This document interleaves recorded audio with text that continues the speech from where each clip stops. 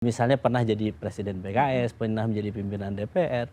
Memang dulu juga kami punya histori ya. Dulu Pak Nur Mahmudi itu presiden PKS pertama ya, Partai Keadilan dulu. Tetapi ketika mesin Partai PKS kuat, ketokohan Pak Anies kuat, dan didukung nanti partai-partai lain yang nasionalis yang nanti Pak Anies akan ikhtiarkan untuk dengan siapa, ya, maka kami yakin dia membuka ruang komunikasi dengan PDIP, di backup dengan Nasdem barangkali. Nah, kalau misal kemudian itu terjadi, maka itu dalam bentuk the next tragedy. Amin presiden lagi ya. Ini Beda pandangan sama Pak Prabowo, nih Pak Jokowi bisa punya opsi lain nih selain nama Pak Prabowo kan?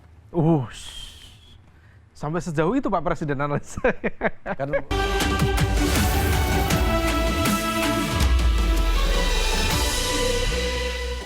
Oke, Adinda. Ya, kita sudah opening. Gimana Pak Presiden? Oke, kita hari ini membuka rapat kabinet kita. Kok kayak Pak SBY sih? Sesuai Asian value dong Bapak. Oh iya, Pak SBY memang nggak sesuai Asian value. Oh, itu kan western style. Iya. Enggak Tapi juga, value-nya Anda sembarangan. Sembarangan. Mau retake nggak nih? Mau retake nggak nih? Mau retake nggak nih? Nggak apa-apa, karena Pak SBY kan demokrasi kita sudah hancur. Our democracy has been fallen. Ya, gitu ya. Di Inggrisin ya. Di Inggris. Iya. Jaksel sebenarnya Jaksel value itu Pak. Betul, betul. Ya, menurut saya Pak Wapres, Pak SBY itu memang sudah menginspirasi daerah SCBD dan Senopati sekitarnya ini kan. Iya, karena bahasa Indonesia, bahasa Inggris. Iya, iya. Dan kita udah bersama siapa aja. Ya, gitu. kita tapi ngomongin Jakarta lagi Iya. ya. Sudah ada pejabat-pejabat bayangan di depan kita. Yang pertama Presiden PKS bayangan ya, yang belum ada tanda-tanda ingin bergabung ke koalisi pemerintah nih ya. Kan? Bawaannya begitu turun mobil tuh udah gayanya gaya oposisi gitu. Aduh, ini masih keras sih gaya oposisi ini kan. ini harus minta izin dulu presiden PKS tuh. Ya, kan di bayangan di sini. bayangan. Anda boleh ngomong sepanjang apapun, tapi nggak boleh lebih bagus dari Pak Presiden PKS yang beneran. Iya. Yang beneran kan, Pak Presiden. yang beneran itu mekanisme partai. Kalau yang bayangan ya kita bayangkan sendiri aja Bang, ya kan? Soalnya saya belum membayangkan jadi presiden partai. Kan kami yang bayangkan. Ya, kami yang menciptakan bayangan itu. Iya. artinya ini sudah dapat restu istana. Istana bayangan. Istana bayangan. Prof. Pipin Sopian. Prof, nanti bahaya juga nanti kader-kader PKS lihat, wah lebih paten dari presiden. Jangan sampai begitu, jangan sampai. Pak Mali itu namanya. Iya, jangan sampai Pak Mali. Yang berikutnya Adalah yang pertama belum. Iya, Kang Pipin Aduh, Sopian. Kang Pipin Sopian. Oke. Assalamualaikum. Waalaikumsalam. Kita lanjut ke yang kedua. Wah, ini Seorang profesor. ya. Kalau di bukan profesor administratif, kalau di Eropa Ini kan profesor bayangan juga. kalau di Eropa kan atau di barat kan dosen tuh profesor aja dipanggilnya Iya, semuanya. kan? udah lah, Ini terima gara-gara dua oknum ini saya dipanggil guru besar. Bayangan juga. Saya belum. Mas, Rocky aja menikmati Mas bilang Prof. Gua kan provokator. Profnya gua pakai V. Iya, di kabinet ini jadi Menko Polhukam bayangan. Waduh. Karena kemarin Menko Polhukamnya ikut nyapres ya kan. Posisi Iya, kosong. iya. Jadi bayangan kita beliau lah. Prof Khairul. Siap. Khairul Umam. Ya. Terima kasih. Assalamualaikum semuanya. Nah, gimana? Waalaikumsalam. Sekarang gilirannya saya ini izin. Kalau kita ngomongin soal suasana jelang Pilkada 2024 ini memang makin hangat ya.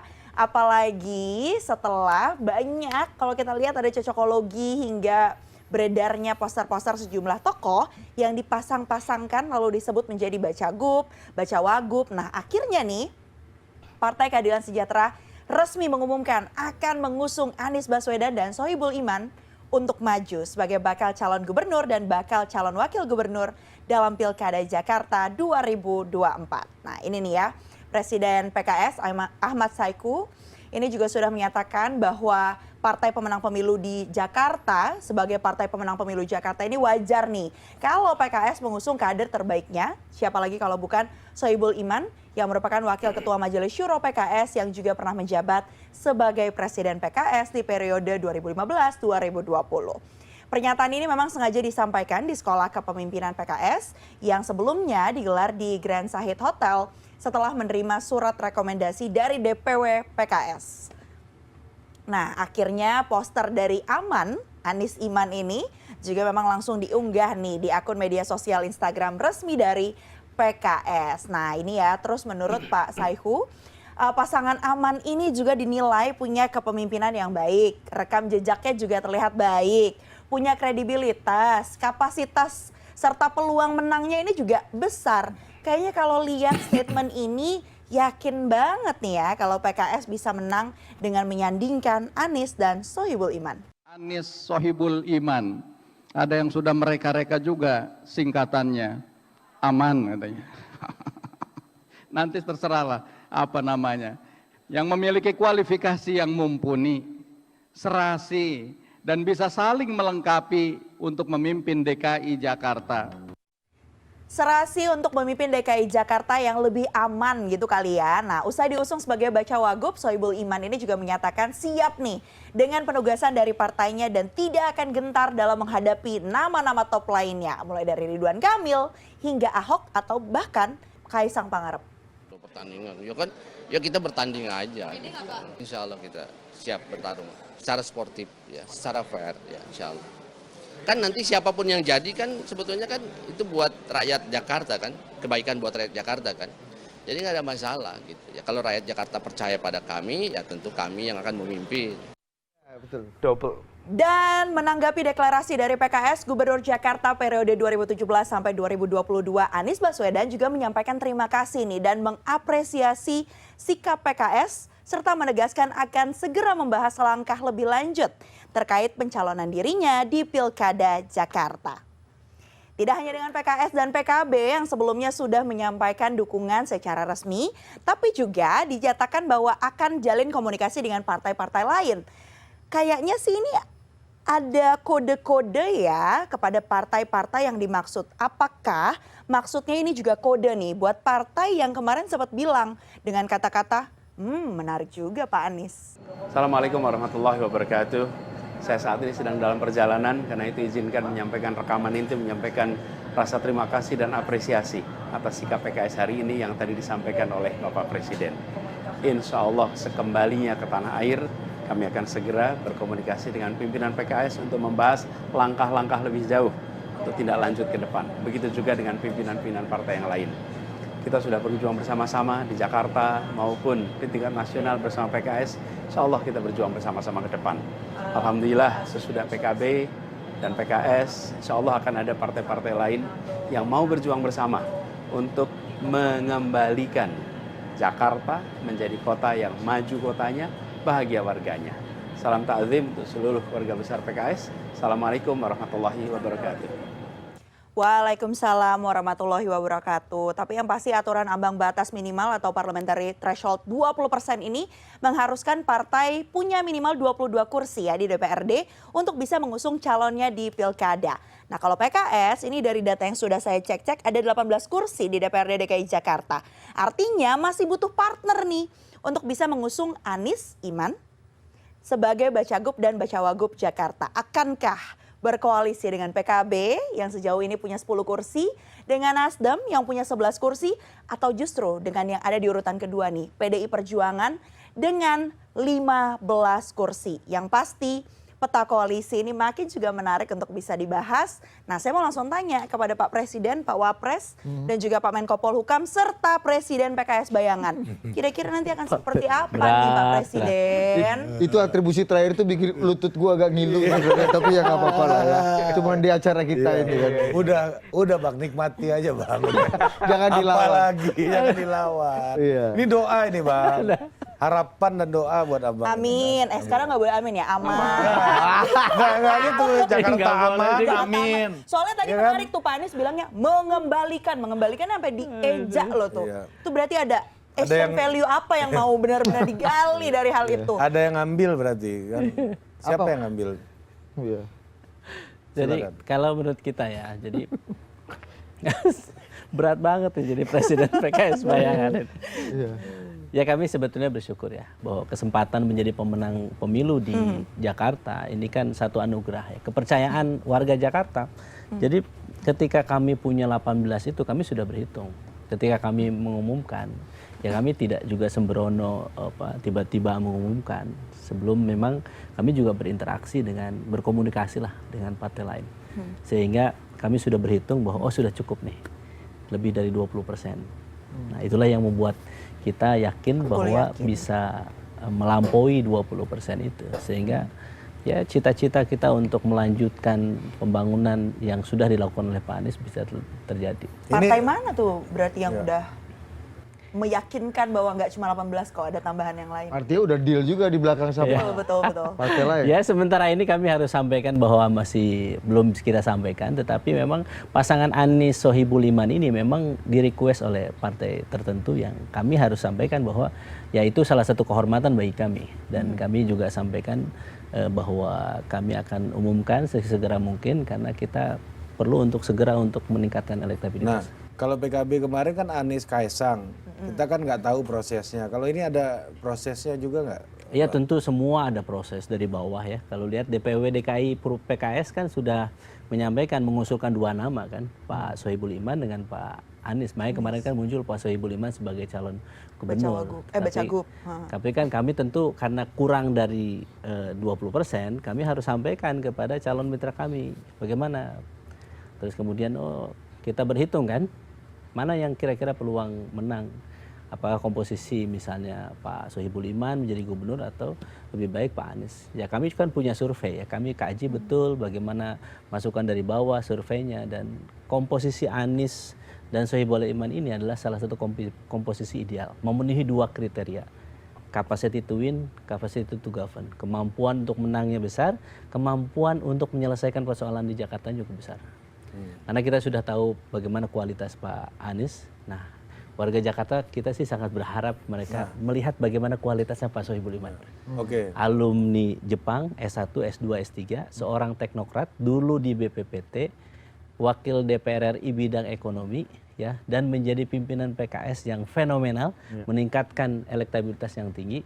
Jadi dalam kepemimpinan dan karir petnya beliau memang selalu ada prestasi gitu. Itu menurunkan beliau nggak tuh menjadi wagubnya? Nah ini uniknya di PKS itu, selevel beliau misalnya pernah jadi presiden PKS, pernah menjadi pimpinan DPR.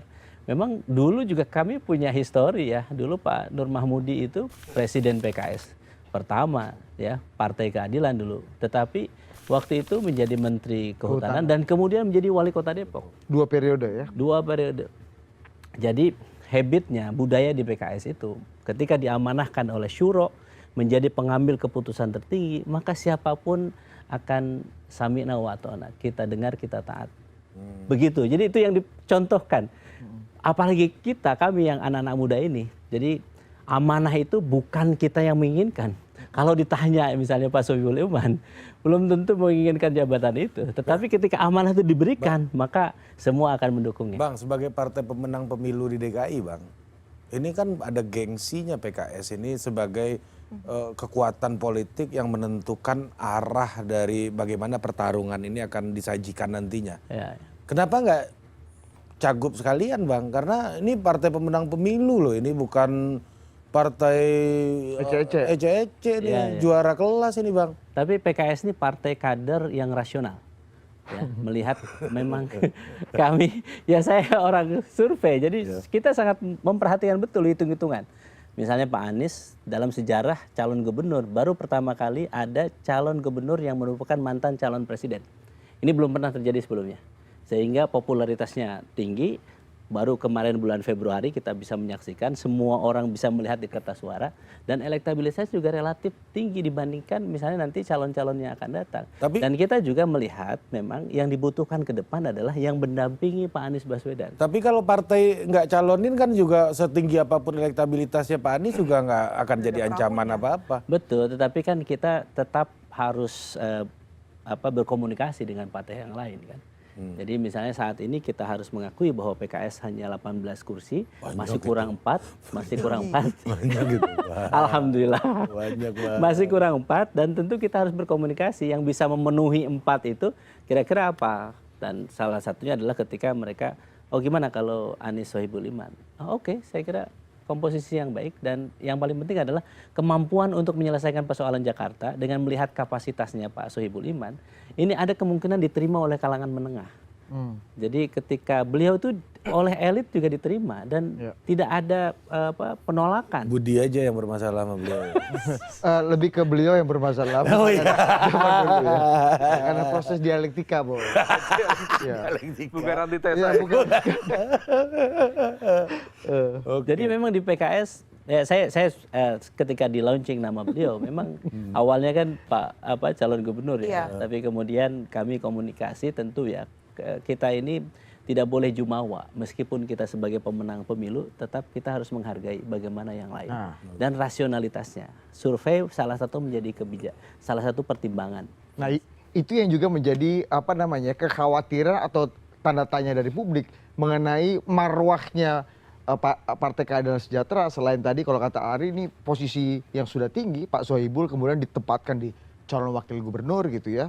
Dan juga kita lihat dari 2 bulan 3 bulan terakhir bicara soal Pilkada DKI, PKS kesannya berubah-ubah. Pertama, kita tidak akan mencalonkan Anies, ini waktunya Mas Anies yang mendukung kader kita. Iya. Kemarin Pak Sohibul Iman dimajukan, Anies no. Andra serius juga mengamati PKS ini. Agak serius, Bos. Karena pertanyaannya harus spesifik kalau PKS. Ya, silakan. kemudian ujungnya aman ini. Silakan Bang. Ya, Bang. Iya, politiknya dinamis ya. Kita melihat mana sebagai wacana publik ya sebelum menjadi keputusan itu 2 hal yang berbeda ya.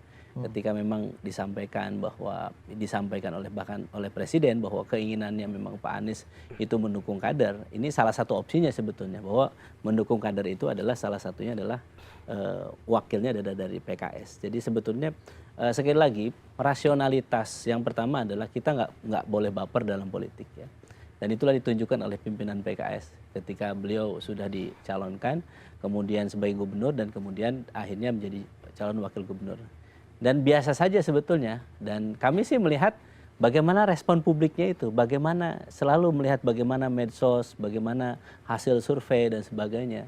Karena tidak mungkin kita memaksakan, tidak baik bagi kami partai politik ketika memaksakan sesuatu harus kader, tetapi ternyata masyarakat kurang menghendaki itu, maka kita harus melihat ini proses learning by doing. Bang, izin Bang, 2017 saya ingat dulu bahwa jelang menit-menit akhir tuh masih Sandiaga Uno, Mardhani Alisera tuh PKS. Oh iya. Dan ternyata masuklah Abah ini kan, ya kan. Jadi saya wawancara ini waktu itu Pak Hidayat Nur Wahid di sini. Gue di CNN pertama di situ Ustadz Hidayat, Ustadz H ini mengumumkan bahwa kita udah clean and clear sama Mardhani Alisera, sama Sandiaga dan Mardhani Alisera. Ternyata ada plot twist juga di belakangnya. Ini gitu. Seserius apa ini yang udah diumumkan ini? Apakah ini strategi ini goreng-goreng aja kayak dulu atau saya saham, tapi dijawabnya lebih asik di segmen berikutnya. Kita break dulu.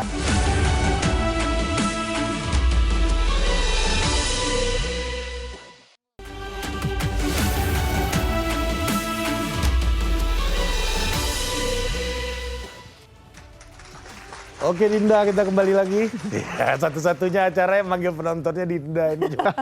Coba ini nih Prof. Ya. Ada Kanda, ada Dinda. Kalau 3 step Kanda gimana coba? Ya, yang paling bawah itu Kanda. Kanda ini biasanya perintah banyak ngasih sedikit. Nah, kalau di atasnya Kakanda. Kakanda tuh ngasih sama perintahnya sama banyaknya. Ya. Yang paling tinggi itu yang mulia. Nggak pernah perintah ngasih terus. Tapi karena Anda Pak Presiden, kita panggilnya Pak Presiden aja.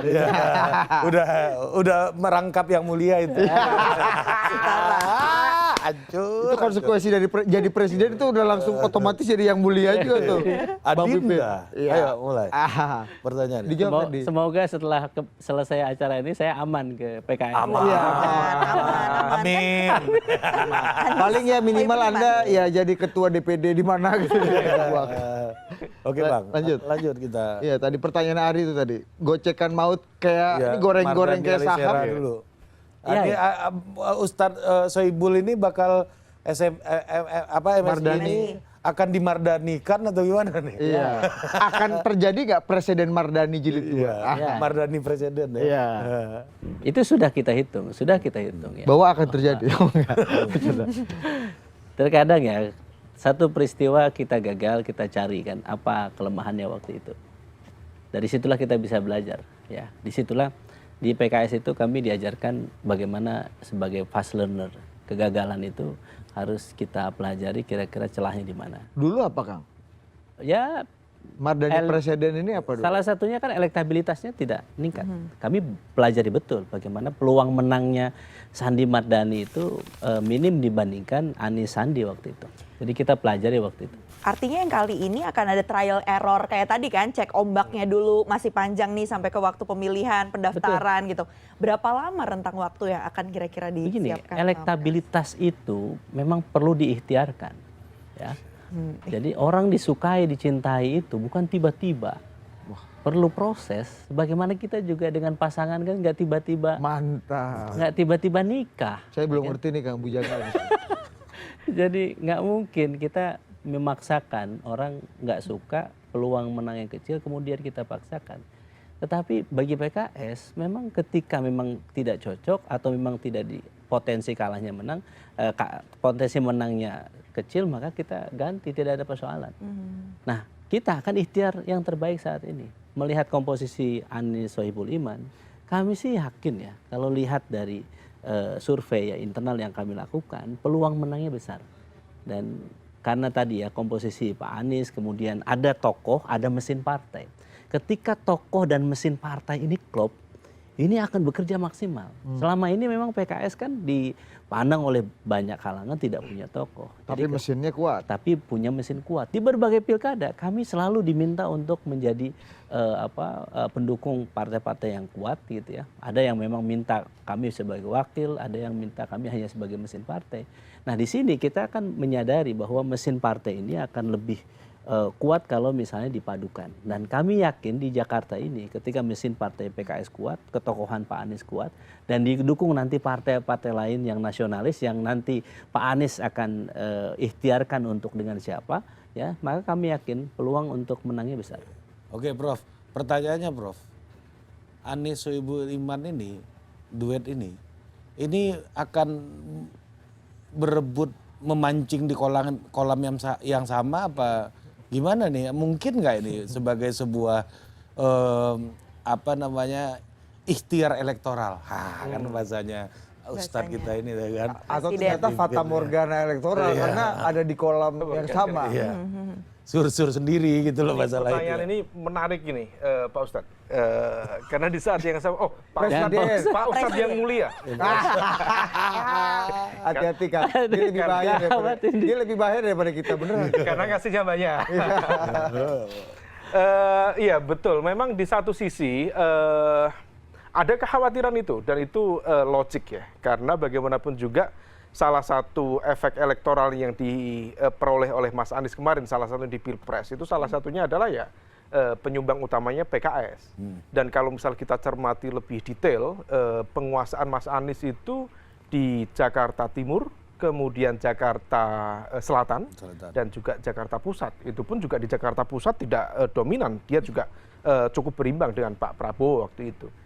Dan kalau misal kita cermati lebih detail lagi, di ceruk itu kekuatan dari PKS juga memang segmennya di situ.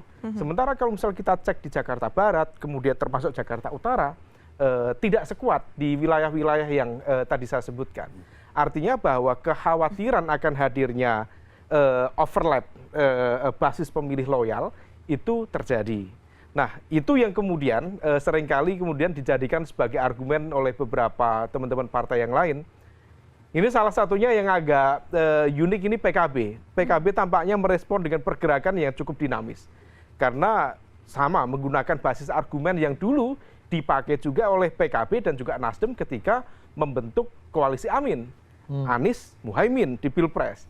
Karena inginnya adalah melakukan ekspansi terhadap basis pemilih yang baru yang sebelumnya Mas Anies punya segmen kelompok Islam modernis. Yang kata Anda air sama minyak ini ya dulu ya? Mungkin ya. Ada yang ngomong dulu. Nah, kemudian diperlukan backup dari kekuatan Islam tradisional atau postra kalau teman-teman Nahdliyin mengidentifikasi dirinya. Nah, oleh karena itu, kalau misal ini punya concern yang sama, ini yang kemudian ditanggapi oleh, kalau per hari ini, statement yang saya ikuti dari Mas Saiful Huda, Mas Huda itu biasanya termasuk yang cukup disiplin dia. Dia menyampaikan argumen-argumen atas nama DPP. Yang disampaikan adalah satu, ini berpotensi tidak membentuk satu advancement dalam konteks basis pemilih loyal terhadap Anies dalam konteks pemenangan di Pilkada DKI. Yang kedua, ini bahasa dia menjadi kurang menarik.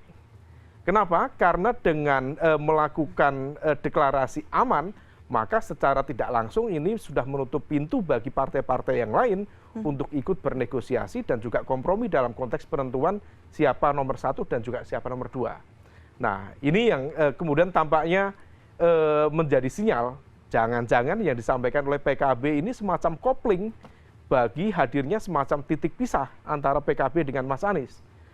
Karena sepertinya upaya untuk menghadirkan nama Bu Ida cukup kuat di level DKI. Nah, kalau misal kemudian itu terjadi, maka ini berpotensi menciptakan dinamika baru.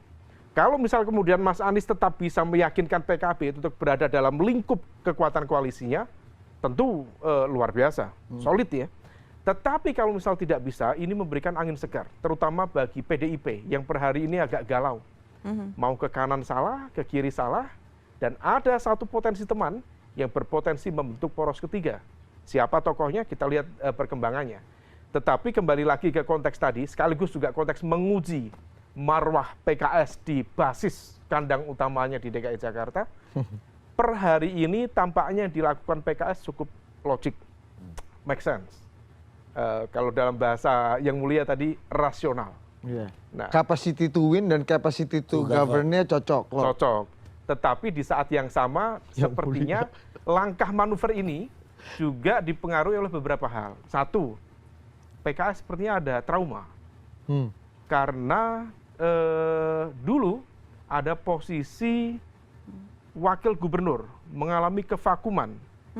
Yang seharusnya diharapkan betul teman-teman PKS mendapatkan posisi itu di DKI. Bang Anca ini dulu kan. Bang Anca, terus siapa lagi ya calon-calonnya waktu itu ya? Pak Saiku ya? Iya. Dengan magnitude politik yang cukup kuat di DKI. Udah bikin kopi Bang Anca waktu itu lihat kan. Ternyata tidak dapat.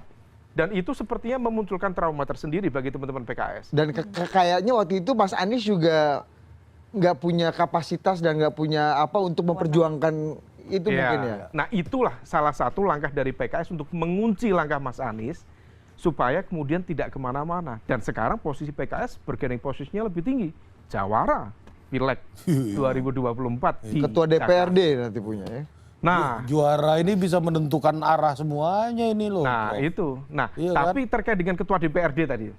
Kalau misal ada kemungkinan proses negosiasi, kompromi Anies Baswedan dengan asumsi bahwa dia tetap akan diberikan dukungan dari Nasdem.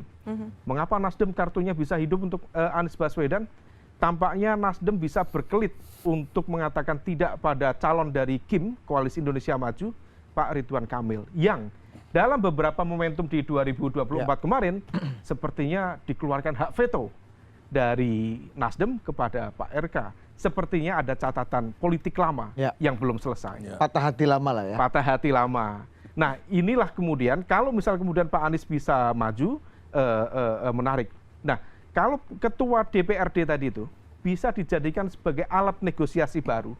Salah satunya untuk mendekati PDIP, let's say nomor 1 adalah Anies Baswedan, cawagupnya dari PKS, lalu kemudian ketua DPRD DKI Jakarta diberikan kepada PDIP, maka itu akan berpotensi menjadi basis negosiasi baru yang cukup menarik.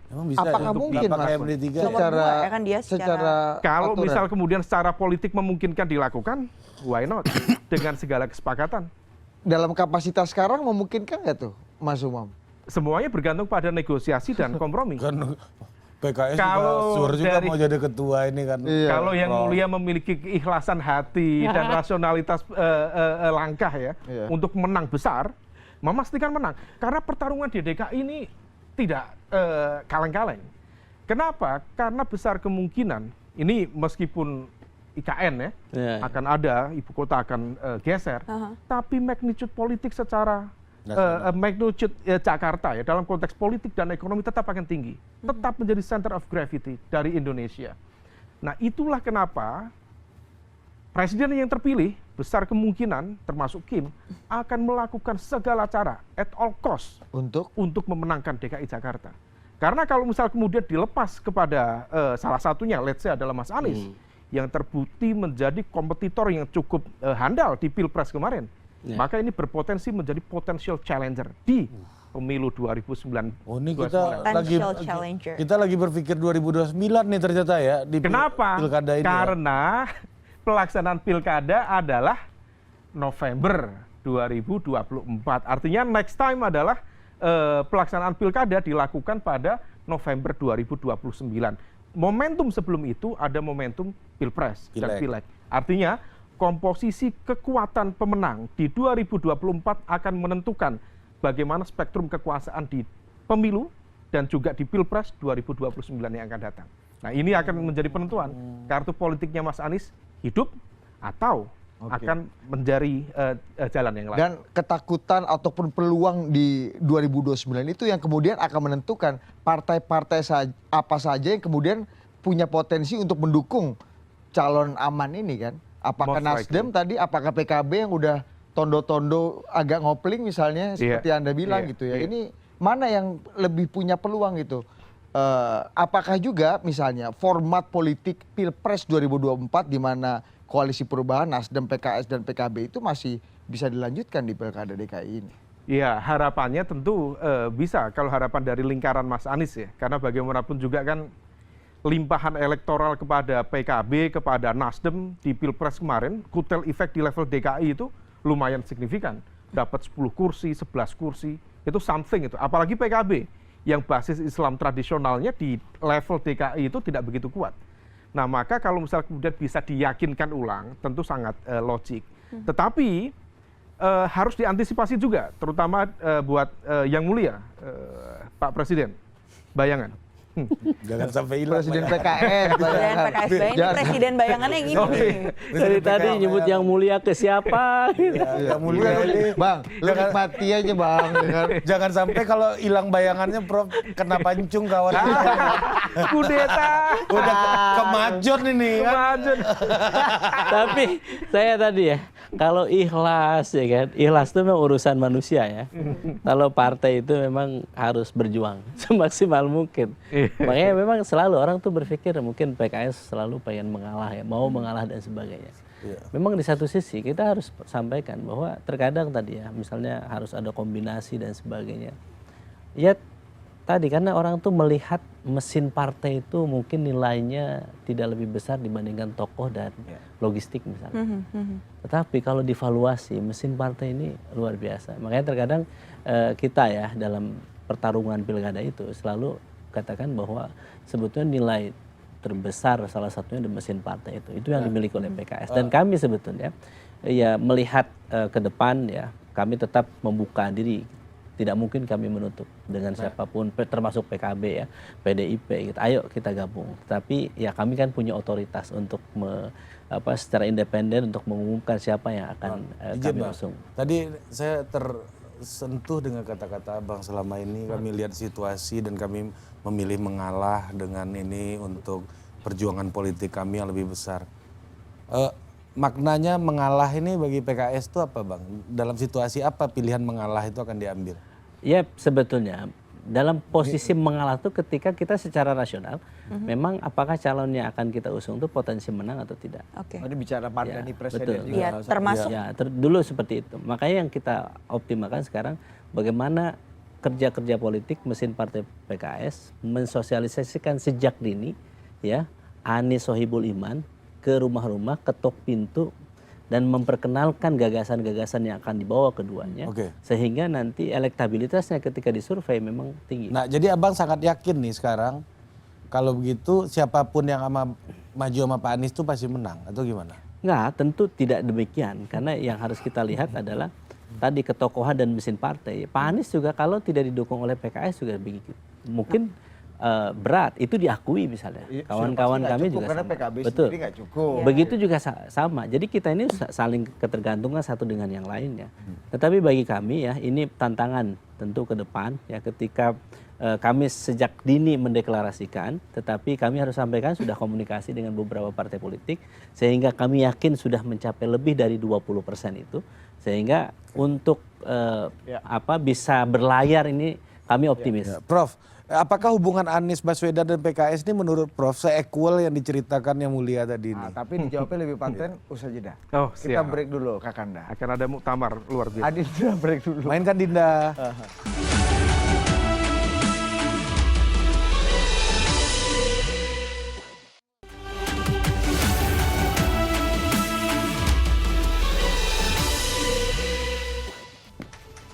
Oke, kembali lagi Dinda. Ayo silakan. Silakan kita lanjutin jawab. Lempar-lemparan Saya nih. takut nih kalau melangkahi dari Pak Presiden, takutnya tiba-tiba Nggak besok saya apa-apa. dapat reshuffle. Betul, kita ini selain bicara mengenai calon gubernur dan calon wakil gubernur, kita juga lagi membicarakan calon ketua dan wakil ketua Ikatan Alumni Rektor Paramadina. Oh baik. Karena Mas Anies dan Pak Sohibul sama-sama perantar Rektor Paramadina. Makanya Jadi, langsung dijawab guru dulu besar Paramadina. sama guru besar. Ya cocok ini. Mungkin sebelum ini sebenarnya kita- dialog internal ya. Jadi Mas Anies PKS sama Paramadina itu equal. Mungkin boleh dijawab dulu oleh Prof. Umam. Menko Polhukam. Terkait tadi keywordnya di equality Iya. ya. Semanis itu nggak sih sebenarnya, seharmonis itu nggak sih Ini, Pak. hubungannya? Ini kalau lu yang ngomong itu arti maknanya udah beda. Meaningful Bang. Kalau kata PKS kita bikin romantis. gitu. Cie. Pertanyaannya seberapa lama nih romantisnya? Ingat lagunya ya, ingat lagunya. Benar. Nyanyi dulu coba.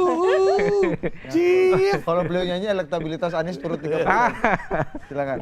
Oke, kalau dari sisi kedekatan, ya diakui atau tidak, kutel efek itu dihadirkan oleh Mas Anies. Termasuk oke lah, narasi perubahan yang memang kemudian betul-betul impactful, terutama di basis-basis PKS yang di DKI tadi ya.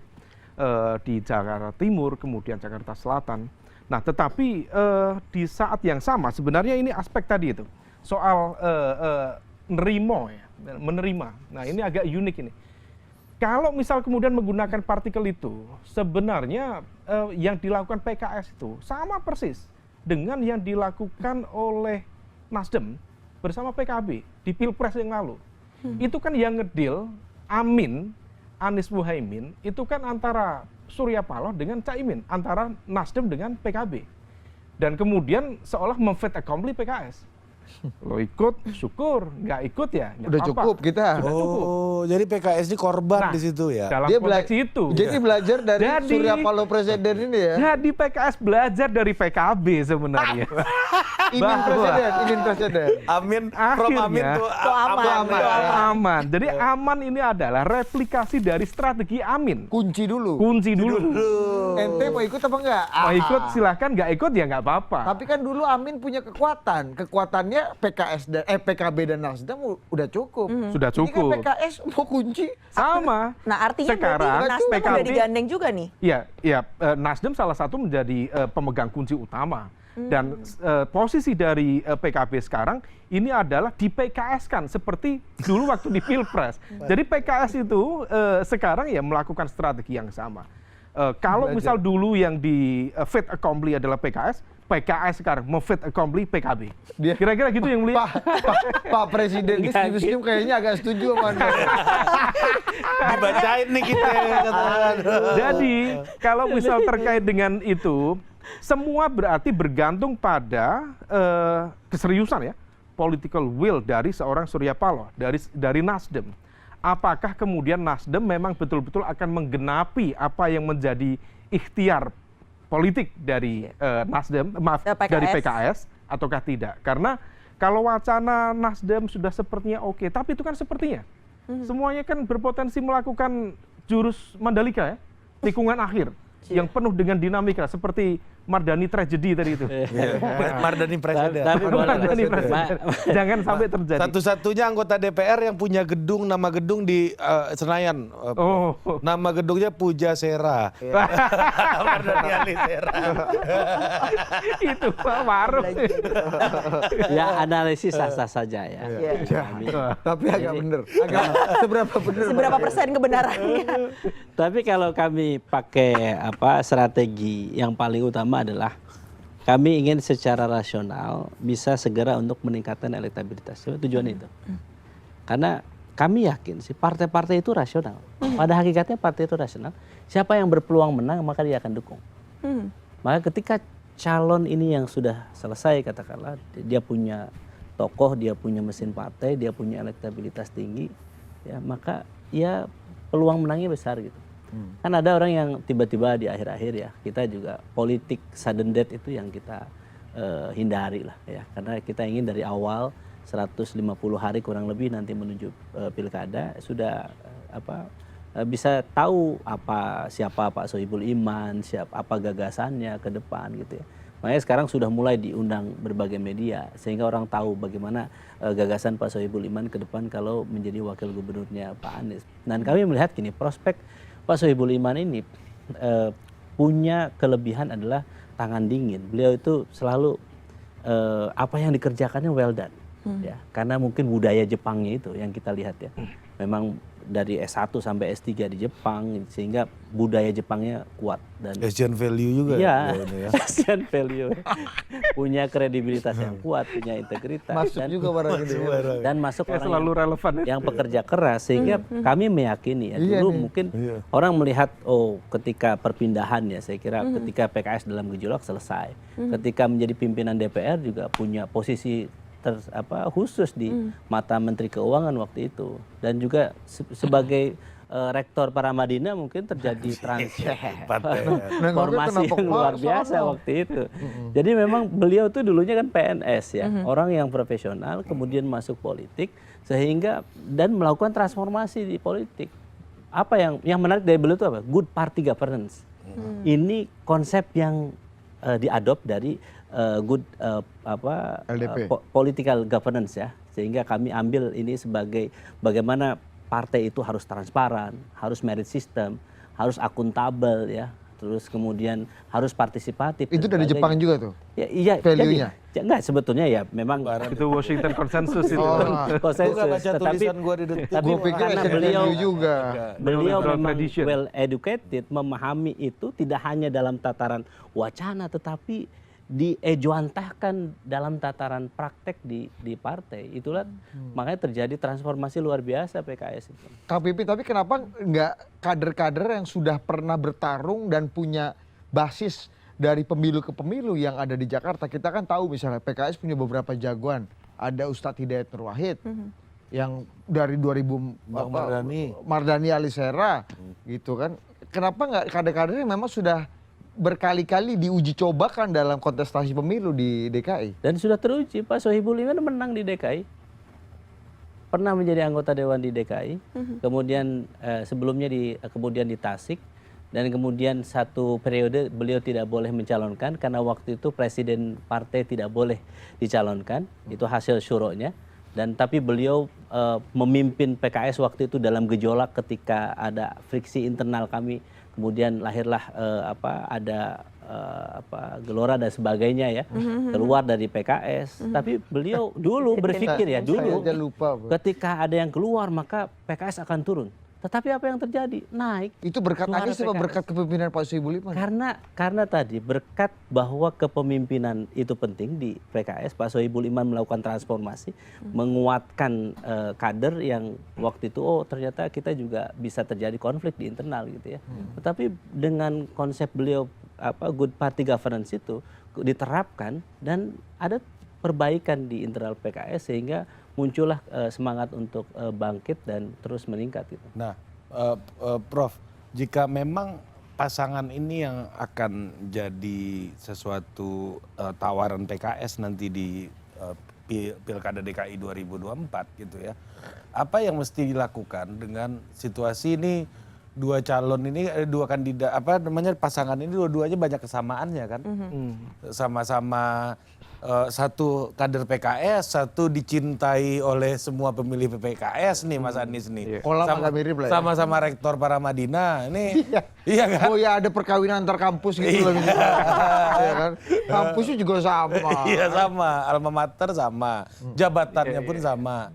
Ini gimana menjawab persoalan keragaman karakteristik pemilih Jakarta yang bisa membeli ide ini gitu? Ya, memang itu salah satu tantangan tersendiri ya buat komposisi aman ini. Nggak aman juga berarti. Kenapa? Aman nggak? Nah, di dalam konteks ini maka yang perlu dilakukan adalah berusaha sekuat tenaga untuk melakukan perluasan koalisi. Nah, ini yang menjadi tantangan. Rumus koalisi itu kan sederhana, who gets what, siapa dapat apa. Dan rumus tambahannya, kalau distribusi politik dan juga kesejahteraan dalam tanda kutip resources tidak merata, maka disitulah kemudian sumber faksionalisme dan juga perpecahan dari sebuah kebersamaan. Nah, ini yang kemudian barangkali sedang coba diikhtiarkan oleh teman-teman PKS. Misalnya, kalau dulu kami legowo, kami menerima, ya sekarang sebaiknya PKB juga menerima, juga legowo, toh juga sama saja misalnya. Kemudian termasuk juga Senyum lagi Pak Presiden. senyum lagi Pak Presiden. Artinya agak bener nih Anda. Agak, Iya. ya agak masuk lah. Ya bagaimana realitasnya Jangan-jangan begitu? Anda orang dalam juga, Bro. Perspektif Anda lebih ke orang dalam deh kayaknya. Jangan sampai Anda jadi juru bicara aman habis ini. Paten juga. Mas Umam ini mengerti isu kita. Nggak, beliau mau jadi Bisa rektor dulu. memproyeksi. Lanjut, Prof. Jadi lupa. Habis itu maju pilkada. 2029. Harusnya di sini kita bikin tadi itu bos Prof Umam bos. Oh iya, Rektor para Madinah Bayangnya. Bos, Sekarang gimana bisa berangkat? Enggak, lu tau nggak apa? Gue bukannya apa-apa, gue ngeri sama Prof Didi. Aduh, iya bener kayak ikut-ikut Prof. Ikut-ikut Kawan. Gue lebih takut sama Ini Pak Budi. Pak. Gue lebih takut sama Prof Didi. Ayo lanjut. Nah. Ya, yang pasti mencoba meyakinkan itu yang penting. PKB ya, paling Karena dekat. kalau misal kemudian di 18 ditambah 11 ditambah 10 itu sudah hampir 39. 40 hampir ya, 39. Satu lagi, ini ada satu partikel yang sekali lagi harus dihitung. Komposisi aman berpotensi tidak aman. Kalau PKB sendiri kemudian melakukan manuver seperti sebelum-sebelumnya, PKB itu termasuk yang cukup lincah dalam tanda kutip, dia juga cukup fleksibel, dia bisa melakukan manuver at any time, dan ini berpotensi kemudian membentuk poros ketiga. Ya. Karena sekali lagi ada partikel bernama PDIP yang selama ini tuh menjadi imam di dalam konstelasi politik di DKI. Di hari ini dia sangat-sangat dilema.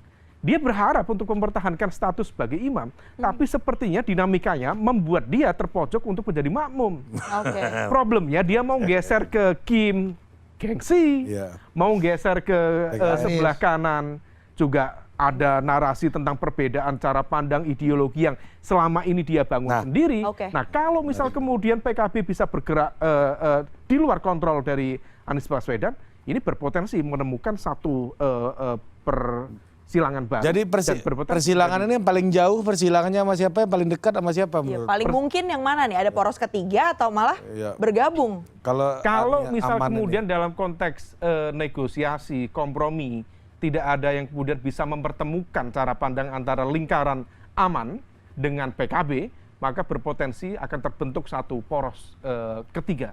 Dan ini adalah sesuatu yang baru, yaitu PDIP dengan PKB. Dan narasi itu sudah berkembang sedikit banyak.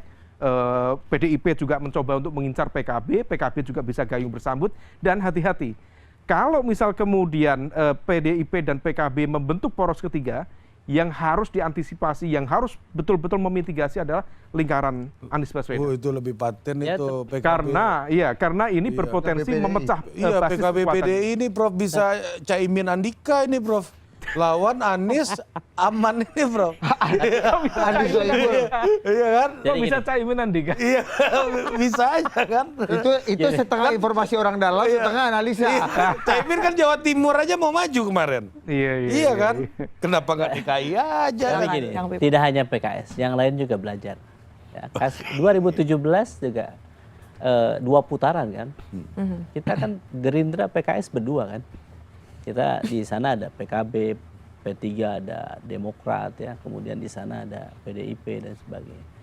Ya dari situ kita ya mereka tentu belajar bahwa memang untuk menang di Jakarta ini ya perlu strategi, dan saya kira pilihannya kan 2 atau 3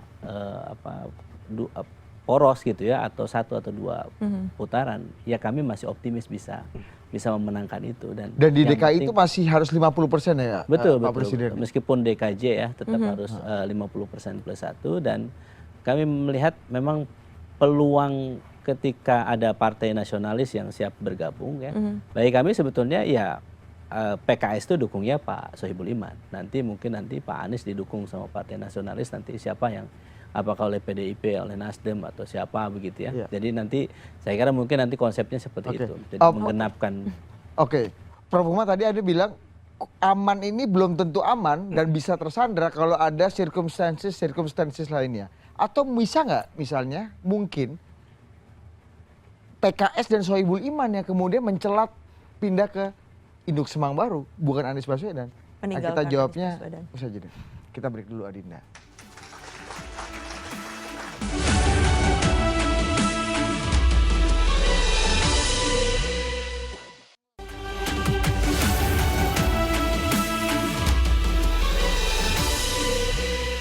Ya, masih di rapat Kabinet Bayangan, kalau tadi sempat nyinggung-nyinggung soal PKB, nah ini juga ada nih ya, statement yang sudah dikeluarkan oleh PKB. Kita akan simak bersama. Memborong begini, memborong figur untuk partai yang tidak memenuhi dan tidak punya golden ticket, menurut saya bahaya itu, bahaya. Ya bisa bahaya dektel, bisa nggak dapat teman mitra koalisi. Mungkin itu persepsi ya Habib ya, persepsi personal saya kira wajar ya, sah-sah boleh lah gitu. Tapi ukuran objektifnya nggak ketemu. Ukuran objektifnya kira-kira ya berpotensi menutup pintu partai lain malah gitu dalam suasana begitu. Saya belum tahu karena PKB belum pasti dukung Mas Anies juga kan. Kami sedang masih menggodok 2 nama. Tuh, justru berpotensi menutup pintu bagi partai lain dan PKB belum tentu dukung Mas Anies kok katanya. Nah, tapi yang pasti berbeda dengan PKB, PDI Perjuangan ini justru melihat munculnya pasangan Anies Baswedan dan Sohibul Iman sebagai hal yang menarik. Lagi-lagi PDI Perjuangan bilang bahwa Anies Baswedan ini menarik ya. Kali ini disampaikan oleh Ketua DPP PDI Perjuangan Eriko Sotarduga yang melihat bahwa situasi saat ini masih sangat dinamis dan semua yang terjadi adalah bagian dari strategi jelang pilkada mendatang. Sudah ada PKS katakan mengajukan Pak Anies dan Pak Sohibul Iman, itu satu hal yang menarik. Tentu partai lain akan juga memperhitungkan itu, kan begitu. Contoh, ya misalnya kami sebenarnya tidak hak saya untuk mengomentari, tapi katakanlah dari misalnya partai yang masuk, tadi apa itu dikerja sama Kim ya kan bisa saja mempunyai strategi yang lain, yang berbeda, kan ini kan hal yang dinamis. Ya, ini dibilang menarik tapi udah pasti buat bisa tertarik untuk bergabung atau enggak? Jangan-jangan cuma sebatas menarik buat jadi lawan justru. Ini gimana nih pandangan dari Prof. Umar mungkin?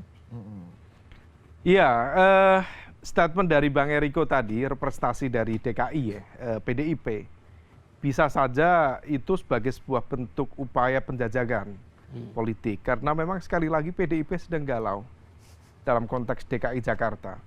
Maka yang bisa dilakukan adalah mencoba untuk mencari titik temu. Meskipun kalau misal kemudian dibuka ya basis data di Pilpres kemarin itu, memang penurunan basis dukungan dari PDIP dari 25 kursi menjadi 15 kursi, berarti kan hilang 10 kursi. Dan hilangnya 10 kursi itu salah satunya adalah memang ada Jokowi effect sebagai bentuk simpatisan Jokowi yang kemudian bergeser. Tetapi di saat yang sama tidak sedikit juga yang kemudian justru ngeblok ke koalisi perubahan. Artinya menunjukkan simpati ke koalisi perubahan sehingga kemudian dukungannya tersebar di situ. Nah, oleh karena itu ini menjadi peluang. Meskipun di saat yang sama, kalau misal kemudian PDIP mau membuat semacam Anies merah, Anies yang dulunya terkesan lebih dekat dengan hijau modernis atau konservatif misalnya, sekarang mau digeser ke nasionalis, ke merah. Kalau dalam bahasa Pak Fendi Hadis itu ultranasionalis. Nah, tapi kemudian kalau misal kemudian itu dilakukan secara cepat, hanya untuk kepentingan pilkada dalam proses yang begitu cepat, itu berpotensi justru agak kurang produktif. Artinya akan tercipta luka-luka yang nggak ada intronya nih juga. nggak ada intro. Nah maka itu yang kemudian dikhawatirkan. Kalau prosesnya terlalu jeglek, ya, terlalu cepat gitu, itu berpotensi menciptakan political suicide. Baik bagi pemilih, basis pemilih loyalnya PDIP, termasuk bagi basis pemilih loyalnya Mas Anies. Tapi terutama titik beratnya di PDIP. Karena PDIP selama ini betul-betul memaintain narasi tentang nasionalisme. Dan juga termasuk juga isu Ahok di 2017 juga menjadi memori kan. Dan Residu 2017 ya. Betul, dan PDIP mendapatkan limpahan elektoral yang luar biasa di 2019 dengan memaintain narasi itu. Tapi kalau misal dari sisi Mas Anies, termasuk dari sisi PKS, rasa-rasanya gempurannya tidak akan sedahsyat di basis pemilih loyal PDIP. Nah maka ini harus dihitung betul, Tetapi sekali lagi, kalau misal tadi statement dari Mas Huda, Gus Huda, itu merepresentasikan DPP PKB, maka ini adalah sebuah angin segar bagi PDIP untuk memaintain potensi kerjasama, membentuk satu poros baru, dan poros ketiga inilah yang seringkali menjadi game changer dalam pertarungan di DKI Jakarta. Karena akan berpotensi besar, akan 2 putaran. Dan di putaran kedua, siapa yang nanti akan ngeblok, disitulah. Tapi kan pertanyaannya, siapa di luar yang paling tinggi kan berbagai macam survei kan katanya Anies dan Ridwan Kamil. Kalau ada calon ketiga siapa gitu yang bisa dalam waktu dekat ini punya momentum, punya exposure untuk bisa mengimbangi 2 kekuatan ini secara elektoral?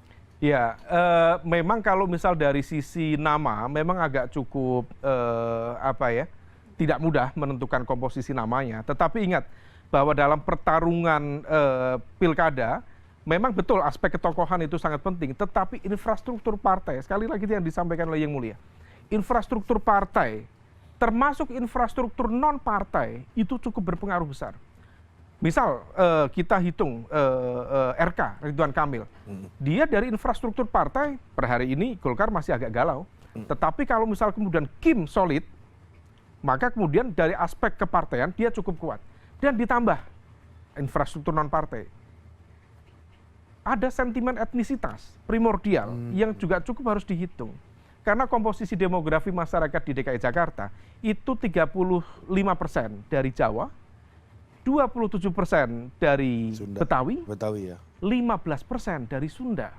Nah, diaspora komunitas masyarakat Sunda di DKI itu, kalau misal kemudian di-maintain, disentuh narasinya, itu bisa terkonsolidasi dengan baik. Ditambah misalnya tadi RK memiliki kemampuan menjangkau kelompok segmen muda dan lain sebagainya. Nah, di level PDIP dan juga PKB, barangkali nama-nama bisa digarap secara cepat, tetapi infrastruktur pemenangan di level kepartaian juga tentu tidak bisa dipandang mata. 15 kursi ditambah 10 kursi, 25 kursi, itu mesin yang cukup efektif. Setidaknya untuk kemudian meredam terjadinya konsolidasi di 2 kekuatan besar. Jadi akan muncul satu garis pemisah di sini. Dan ini yang nanti akan menjadi bandul penentu dalam konteks kemenangan di putaran kedua pilkada nanti. Nah, Prof. Umam, apa yang membuat sekarang kan Anies kita tahu lah misalnya menjadi daya tarik. Bahkan PDI Perjuangan yang tidak punya tradisi bersama Mas Anies gitu, ikut-ikutan tertarik gitu untuk meminang Mas Anies. Apa yang bisa terjadi dengan sebaliknya gitu, Mas? Di mana Anies nanti mungkin saja punya daya tolak yang juga tinggi gitu. Apa circumstances yang bisa membuat itu terjadi gitu? Kembali tadi pertanyaan tadi ya sebelum jeda, apakah memungkinkan kemudian aman menjadi tidak aman dengan terjadi antitesa antara Anies dengan PKS misalnya? Iya. PKS-nya bisa menyeberang ke tempat lain. PKS bisa menyeberang ke tempat lain. Hal itu berpotensi terjadi kalau kemudian Anies Baswedan sendiri melakukan deal politik dengan kekuatan politik lain, let's say untuk melakukan pengimbangan dalam konteks narasi nasionalis itu. Let's say dia ingin menunjukkan karakter advancement ya, barangkali ada ekspektasi. Saya sudah cukup kuat memiliki basis kekuatan Islam modernis, maka untuk mempertajam mesin politik itu diperkuat di sisi nasionalis. dia membuka ruang komunikasi dengan PDIP, di backup dengan Nasdem barangkali. Nah kalau misal kemudian itu terjadi, maka itu dalam bentuk the next tragedy. Amin presiden lagi ya. Ini jangan sampai aman presiden terjadi. Nah, kalau misal kemudian bentuk-bentuk mungkin itu bisa disebut pengkhianatan dan lain sebagainya. Tetapi ingat loh, ini sangat dinamis. Nasdem PDI bisa masuk ya? Berdua, Re? Bisa. Bisa jalan 15 sendiri ya? plus 11 itu bisa. Jangan sampai nanti Pak Presiden bayangan, Pak Presiden PKS bayangan jadi tebak-tebakan. Aman apa yang nggak aman? Tapi itu semua udah kita perhitungkan. Jadi saya kira menarik ya, dan ternyata memang bacaan-bacaan guru besar yang mulia ini juga. Ini kenapa saling umbang begini ya? Share value. Oh iya, share value. Jadi baik kita ya. Tadi Melko Polhukam. Guru besar yang mulia.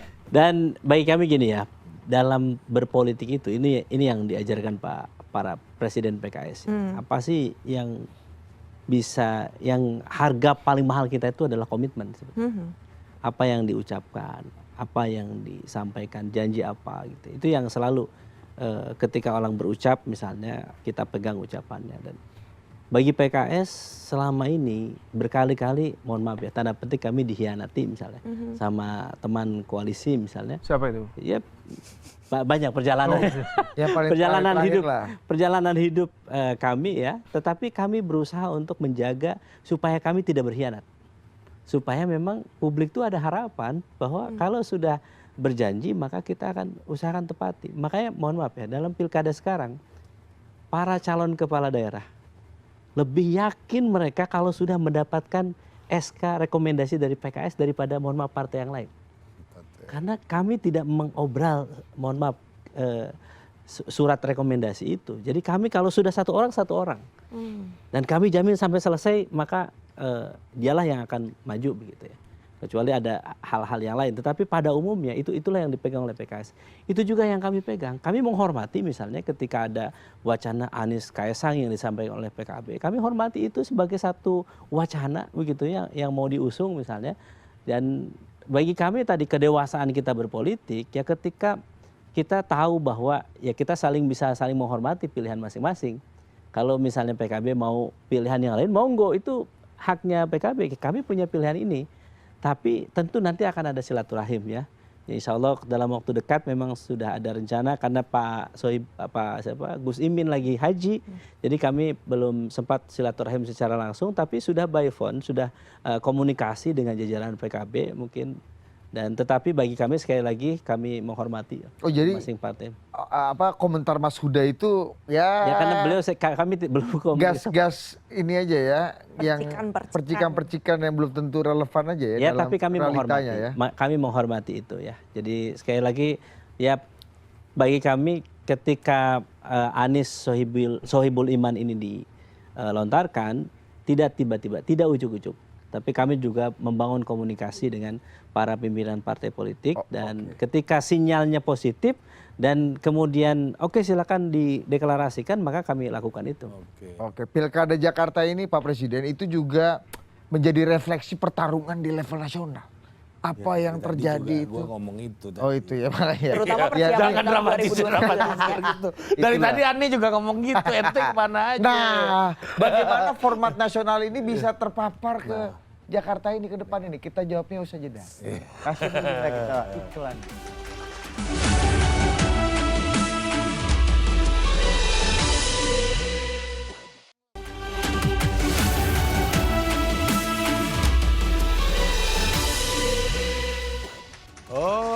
Oke, kembali lagi Dinda.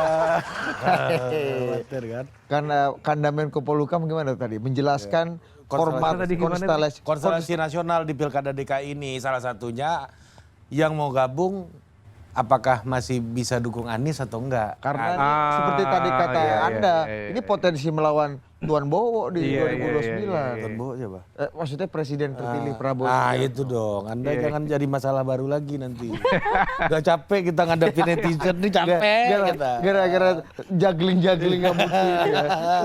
Ayo silakan. Ya, memang itu bagian dari tantangan ya yang juga harus diantisipasi karena sekali lagi jangan-jangan statement dari PKB ini adalah bagian dari reaksi itu. Bisa saja kemudian Pak Presiden terpilih, Pak Prabowo, karena sekali lagi konsekuensi dari kemenangan Mas Anies itu berpotensi menjadi future threat atau ancaman masa depan dalam konteks pertarungan di pemilu 2029 bagi Pak Prabowo. Siapapun presiden tentu berharap dia akan terpilih lagi, jadi re-elected nanti di 2029. Nah, kalau misal kemudian Mas Anies menang, maka ini berpotensi menjadi panggung terbuka secara politik bagi Mas Anies untuk menjadi layar besar barangkali bagi kekuatan oposisi yang akan berhadapan-hadapan dengan pemerintahan baru. Nah, ini yang kemudian tampaknya berpotensi kemudian Pak Prabowo dan juga lingkaran Kim menggunakan hak vetonya, terutama kepada partai-partai yang berpotensi nyebrang. Dan sekarang yang terlihat adalah Nasdem dan PKB. PKB berpotensi dikenain veto. Lalu apakah kemudian Nasdem memungkinkan? Memungkinkan juga. Meskipun untuk kena veto juga. Untuk kena veto. Tetapi tampaknya barangkali kemarin pertemuan Pak Surya Paloh dengan Pak Jokowi yang terakhir di istana itu salah satunya untuk mengkomunikasikan itu. Karena harus diakui ini soal political sovereignty, kedaulatan partai.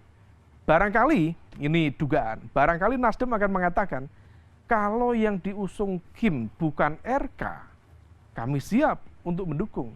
Tetapi kalau diusung adalah ini, kami ada catatan begini. Ini kan soal dealing dalam konteks politik saja.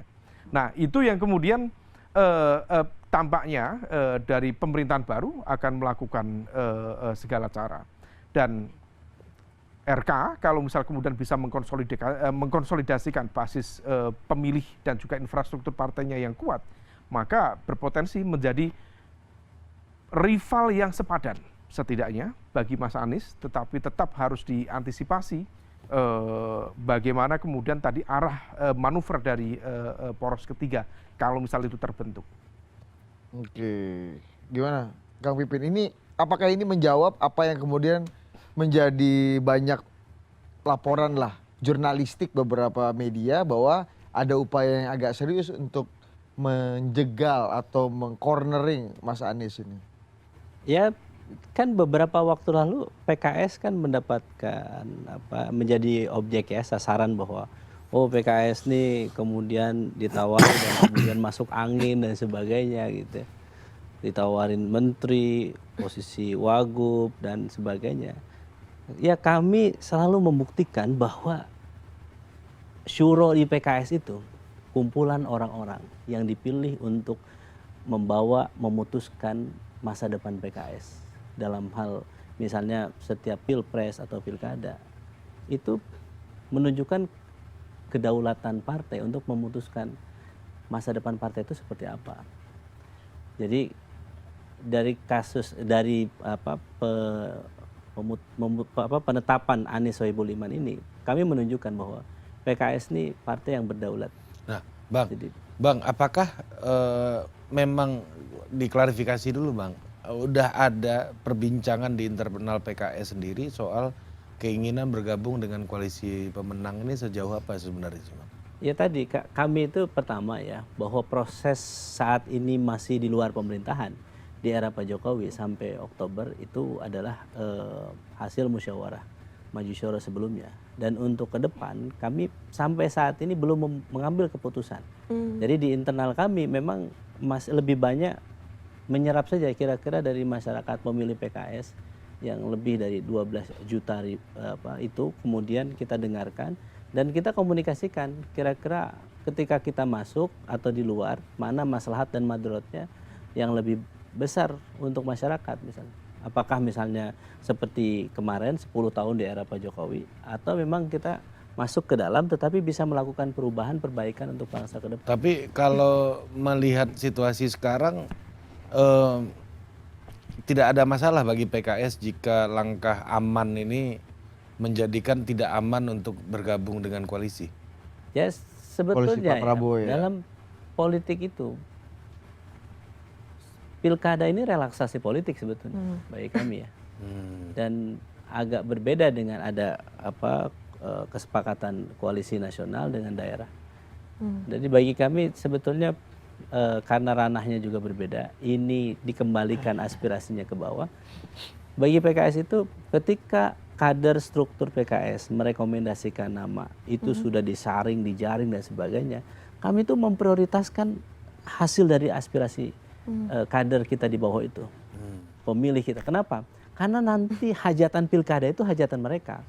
Ketika kita sebagai elit kemudian memutuskan satu kebijakan, misalnya memilih salah satu tokoh di luar dari aspirasi mereka, maka potensi untuk kalahnya juga besar. Jadi itulah yang disadari sejak dini oleh para pimpinan PKS. Coba nanti dilihat ya, di PKS itu setiap pilkada saat ini satu pintu di bawah, kemudian kita lihat rekomendasi dari struktur DPD, DPW dan sebagainya. Begitu juga di DKI, ketika kami melihat bahwa oh ini Pak Anies ada masuk, kemudian Pak Sohibul Iman, kemudian kita lihat surveinya, terus kita lihat bagaimana komunikasi dengan calon mitra koalisi kita, kira-kira apa bisa diterima atau tidak. Jadi sekali lagi, Tapi kalau melihat peta seperti yang dijebretin sama Prof. Umam tadi, perhitungannya udah sampai mana itu untuk memastikan kapal ini berangkat? Kalau dengar Prof. Umam tadi ngelihatnya nih ancaman untuk membuat kapal ini berangkat ini juga nggak main-main ini. ya kami meyakini ya bahwa ketika kita sudah silaturahim dan kemudian ada pimpinan partai yang memang merekomendasikan nama ini untuk maju bersama, maka kami akan pegang itu baik-baik. Ya, adapun nanti misalnya ternyata ada dinamika dan sebagainya, ya akan kita pelajari kembali. Yang sekarang kita lakukan adalah ketika saat ini kita ada komitmen untuk memajukan Anies Sohibul Iman dan ada partai yang memang cukup menggenapi lebih dari 20%, bagi kami itu adalah modal untuk mensosialisasikan. Dan ini udah dikomunikasikan sama Mas Anies juga? Betul, tentu. Sebelum Mas Anies ke luar negeri kami sudah komunikasikan dan beliau sangat senang sekali ketika memang PKS sejak dini sudah memberikan tiket yang serius ya kepada beliau dan dengan pasangan dengan Pak Sohibul Iman. Dan beliau mengenal begitu dekat dengan Pak Sohibul Iman, sosok yang punya kredibilitas, kemudian juga punya kapasitas. Saya kira insya Allah ini menjadi pasangan duodinamik ke depan untuk Jakarta yang lebih baik. Gue setuju tuh, saya setuju nih Prof, apa yang disebutkan oleh Bang Pipin tadi, bahwa mekanisme di lokal nggak bisa disamain dong sama di nasional. Nanti akan ada diskusi lain karena sesuatu yang menjadi masalah besar itu biasanya di politik, Prof. Yaitu menurut pengalaman nih di lapangan nih kan, orang ini suka ngedeal sepaket.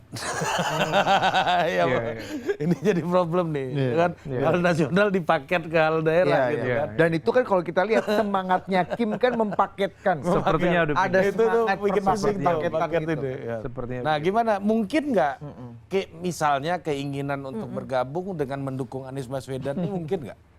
Misalnya seandainya PKS punya keinginan. Kalau dari sisi politik agak berat.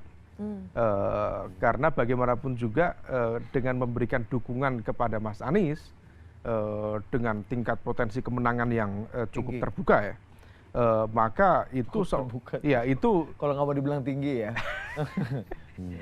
eufemisme. Itu maka berpotensi kemudian meningkatkan alarm bagi upcoming government ya, pemerintahan yang akan datang.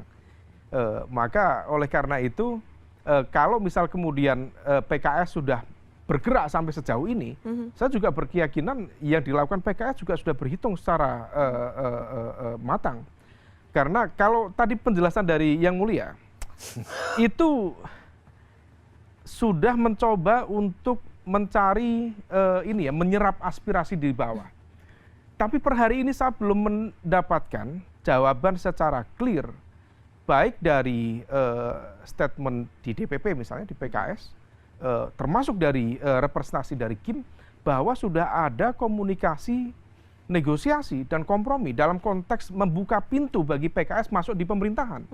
Nah maka barangkali, karena ini barangkali pintu memang tidak terbuka atau belum dibuka oleh pemerintahan baru, maka tidak ada pilihan lain. Kalau misal kemudian tidak bisa masuk dalam konteks pemerintahan di level pemerintahan pusat, maka kemenangan di level Jakarta akan sangat menentukan. Harga mati itu ya. Harga mati, kenapa? Ingat loh, ini DKI Jakarta, nanti DKJ Jakarta tetap menjadi DKJ, dia punya kekuatan yang sangat besar. Ini 87, 85, 87 triliun itu berapa kementerian itu? Dan kalau event Bisa gabungan 8 kementerian. Dan event pertarungan PKS di DKI Jakarta biasanya kawan-kawan saya dari Sumatera Barat nih sampai sini biasanya untuk bertarung di sini kan. Soal tadi pintu dibuka, ditutup, ya antara Kim dengan PKS, nanti mungkin kita akan konfirmasi dulu, tapi kita akan jeda terlebih dahulu. Tetaplah bersama kami.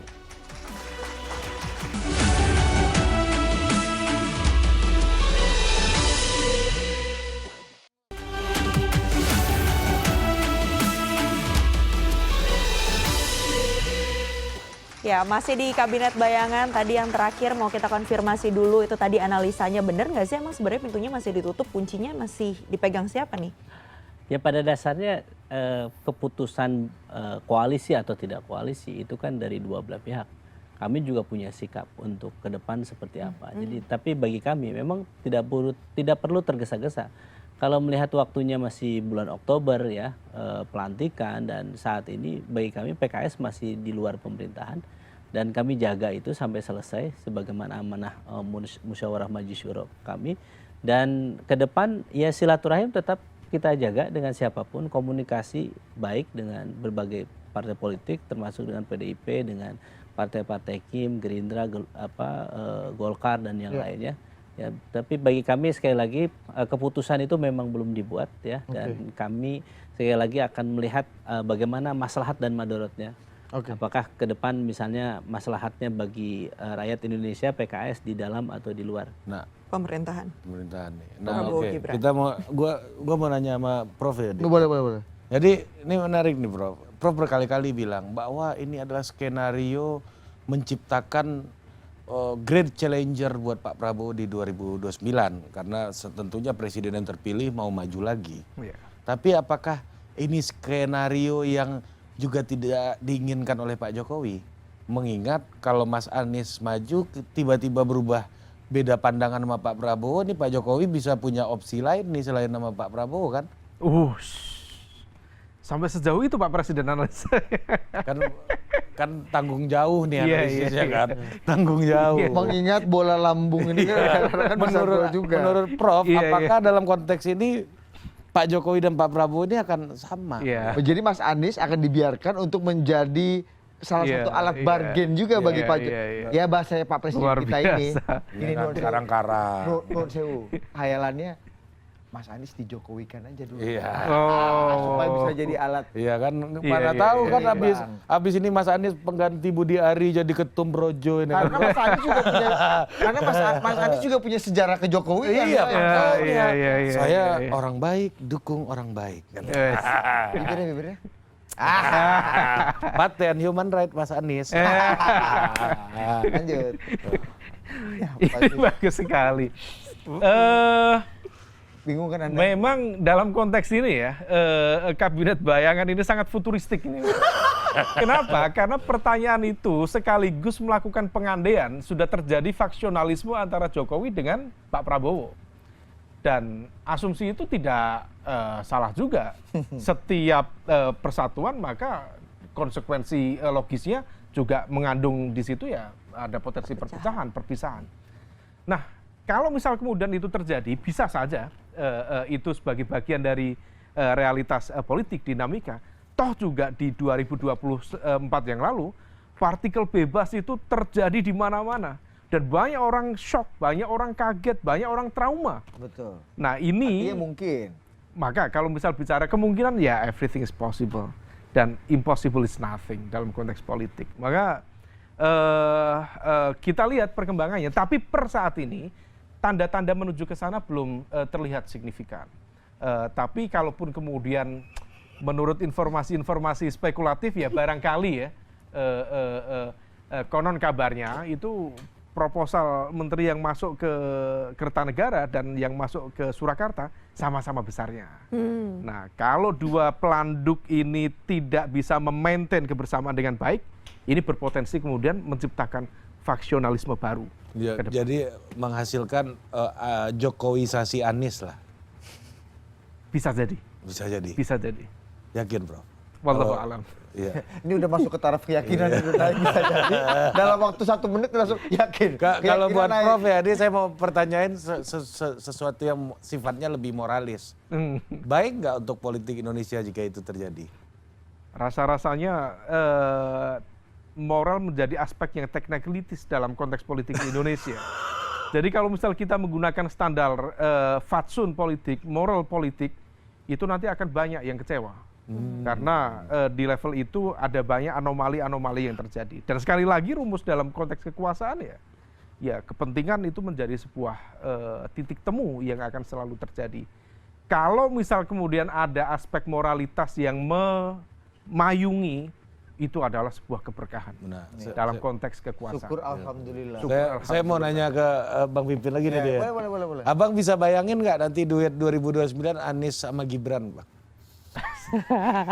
Diusung nggak tuh kira-kira sama PKS Iya, gitu ya iya. maksudnya? Ya kita lihat hasil surveinya, peluang menangnya besar atau tidak. Ya kan? Apa visi misi program yang dibawa ya. Kita kan, saya kira yang paling penting itu apa yang terbaik buat rakyat kita. Ini jawaban Bos, ini jawaban yang aman mengingat banyak kejutan-kejutan di 2024 ini ya, Bos. Bahasa lainnya, jawaban yang mulia ini adalah jawaban template. Dan masa gua gini, Dit, Pak Wapres ya, salah terus ya. Iya, nggak Ini apa-apa kalau di lah. perusahaan dia komisaris. Kalau orang bilang, wah Budi mau jadi lu mau jadi komisaris ya? Udah. Gua udah di root bos. Budi yang komisaris. Dari perusahaan karyawan ya segitu. Ya, jadi ini beliau ini udah futuristik, Bang Pipin ini. Ya. Tidak menolak. Enggak. Jangan sampai omongan ini potong nanti mati kita kan kejadian. Udah banyak, Bos. Soalnya yang diusung aman, jadi harus cari aman. Aman, Belajar futuristik. Belajar dari abang-abang ini. Iya. aman. Gue terakhir mau nanya ke Prof. Umam lagi nih. Wah ini kalau bicara sebagian lagi. enggak ini pertanyaan Gimana? enggak sesusah membayangkan Jokowisasi Anies. ini. Ini Kim ini paket-paketnya Kim ini yang kemudian dirancang dan udah dimanifestokan, itu bisa bubar nggak? Dan prasyarat kebubarannya itu apa aja? Prasyaratnya kembali lagi tadi ke doktrin lama kekuasaan.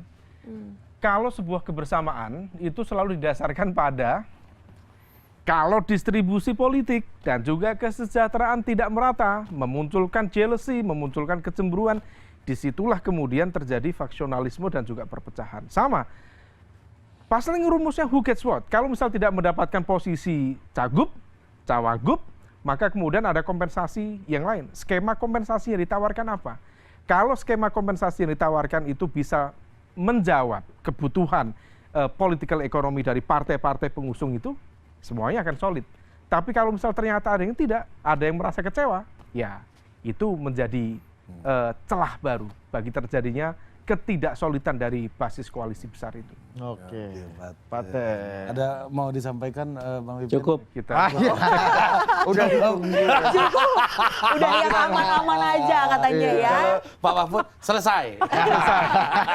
Baiklah, demikianlah Kabinet Bayangan episode kali ini. Sampai ketemu lagi di minggu depan. Sampai jumpa.